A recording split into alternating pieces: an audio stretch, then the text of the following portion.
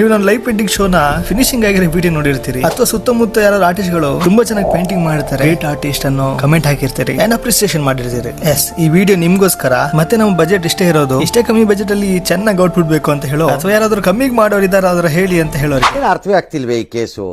ಎಳೆ ಮಗು ಆಗಿದ್ದಿದ್ರೆ ಓಕೆ. ಒಂದು ಶೋ ಅಥವಾ ಒಂದು ಪೇಂಟಿಂಗ್ ಮಾಡೋದ್ರಿಂದ ಹಿಂದಿರುವಂತಹ ಪಾಡನ್ನ ಇವತ್ತಾದ್ರೂ ನಿಮ್ಗೆ ಹೇಳ್ತೀನಿ, ಬನ್ನಿ ಅಪ್ಪ ಕೇಳಿ. ನಮಸ್ಕಾರ ಕರ್ನಾಟಕ, ನಾನು ನಿಮ್ ಪ್ರೀತಿ ಅಭಿಷೇಕ್ ತೀರ್ಥಹಳ್ಳಿ. ಅಲ್ಲ ಮರ, ಒಂದು ಶೋನ ಎಷ್ಟು ಕಮ್ಮಿ ಬಜೆಟ್ ಮಾಡ್ಕೊಡಿ ಅಂತ ಹೇಳಿದ್ರೆ ಅದಕ್ಕೆ ಬೇಕಾಗಿರೋ ಮೆಟೀರಿಯಲ್ಸ್ ಐಟಮ್ ಪರ್ಚೇಸ್ ಮಾಡೋದಕ್ಕೆ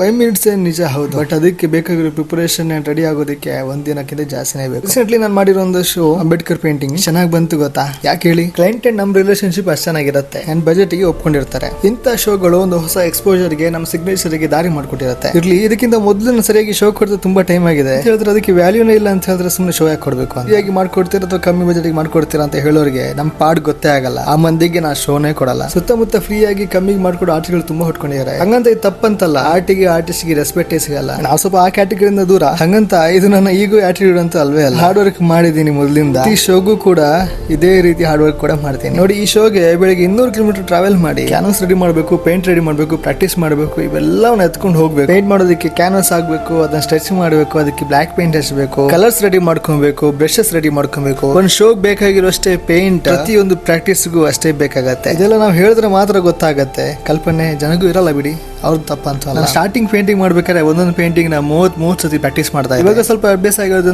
5 ಸತಿ ಸಾಕು. ಬಟ್ ಏನೇ ಹೇಳಿ, ಒಂದು 5 ಮಿನಿಟ್ ಶೋ ಇರ್ಬೋದು, ಬಟ್ ಅದಕ್ಕೆ ಪ್ರಿಪರೇಷನ್ ಇದೆಯಲ್ಲ ಫುಲ್ ಸ್ಟ್ರೆಸ್ಫುಲ್ ಆಗಿರುತ್ತೆ. ಒಂಚೂರು ಹೆಚ್ಚು ಕಮ್ಮಿ ಆದ್ರೂ ನಮ್ದೇ ತಾನೇ ಮರ್ಯಾದೆ ಹೋಗೋದು. ಇಷ್ಟು ವರ್ಷ ಪಟ್ಟಿ ಶ್ರಮಕ್ಕೆ ನಾವು ಬೆಲೆ ಕಟ್ಟಲೇಬೇಕಾಗತ್ತೆ. ಪ್ರತಿ ಶೋಗೆ ಯಾರ ಜೊತೆಗೆ ಇರಲೇಬೇಕು, ಕ್ಯಾರಿ ಮಾಡೋದಕ್ಕೆ, ಸಪೋರ್ಟ್ ಮಾಡೋದಕ್ಕೆ, ವಿಡಿಯೋಗ್ರಫಿ ಮಾಡೋದಕ್ಕೆ. ಇವುಗಳು ನನ್ನ ಗ್ರೇಟ್ ಸಪೋರ್ಟರ್ ಆಗಿರ್ತಾರೆ. ನಾನು ಅಪ್ಕಮಿಂಗ್ ಆರ್ಟಿಸ್ಟ್ ಅಲ್ಲಿ ಹೇಳೋದು, ಆರ್ಟ್ ಗೆ ಸಿಕ್ಕಾಪಟ್ಟೆ ವ್ಯಾಲ್ಯೂ ಇದೆ, ಸ್ಕೋಪ್. ನೀವು ಯಾವುದೇ ಫೀಲ್ಡ್ ಗೆ ಹೋದ್ರು ಅಲ್ಲಿ ಫಸ್ಟ್ ಬರೋದೇ ಆರ್ಟ್. ಆಯ್ತಾ? ನೀವೇನಾದ್ರೂ ಓದ್ಬೇಕಾದ್ರೆ ಮನೇಲಿ ಕೇಳಿದ್ರೆ ಆರ್ಟ್ ಮಾಡಿ ಎಂತ ಮಾಡ್ತೀನಿ ಅಂತ ಕೇಳಿದ್ರೆ ಅವ್ರಿಗೆ ಸರಿಯಾಗಿ ಆನ್ಸರ್ ಕೊಡೋಕೆ ನಿಮ್ಗೆ ಗೊತ್ತಿರಬೇಕು. ತುಂಬಾ ಪಾಸಿಬಿಲಿಟೀಸ್ ಇದೆ, ತುಂಬಾ ಫೀಲ್ಡ್ ಗಳಿದಾವೆ. ಆರ್ಟ್ ಗೊತ್ತಿಲ್ಲ ಅಂತ ಹೇಳೋರಿಗೆ ನೀವು ಹೇಳ್ಬೇಕು, ಹುಟ್ಟೋಕು ಮೊದ್ಲೇ ಆರ್ಟ್ ಇತ್ತು ಅಂತ. ಅದೇ ಮನವ ಇದನ್ನಲ್ಲ, ಅವ ಮಾತಾಡೋಕು ಮೊದ್ಲೇನೆ ಗೋಡೆ ಮೇಲೆ ಗೀಚಿದ್ದ ಅಂತ, ಕೋಟಿ ವರ್ಷಕ್ಕೂ ಮೊದ್ಲು ಗೀಚಿದ್ದ, ಅದು ಇವತ್ತಿನವರೆಗೂ ಇದೆ ಅಂತ ಹೇಳಿ. ಸಣ್ಣ ಪಾಪು ಮಾತಾಡೋ ಮೊದ್ಲು ಹಾಡುತ್ತೆ, ಬರೆಯೋಕು ಮೊದ್ಲು ಗೀಚತ್ತಿ ಚಿತ್ರ ಬಿಡಿಸುತ್ತೆ, ಅದೇ ಮಗು ಎದ್ದು ನಡೆಯೋಕು ಮೊದ್ಲು ಡ್ಯಾನ್ಸ್ ಮಾಡುತ್ತೆ. ನಿಜ ತಾನೆ?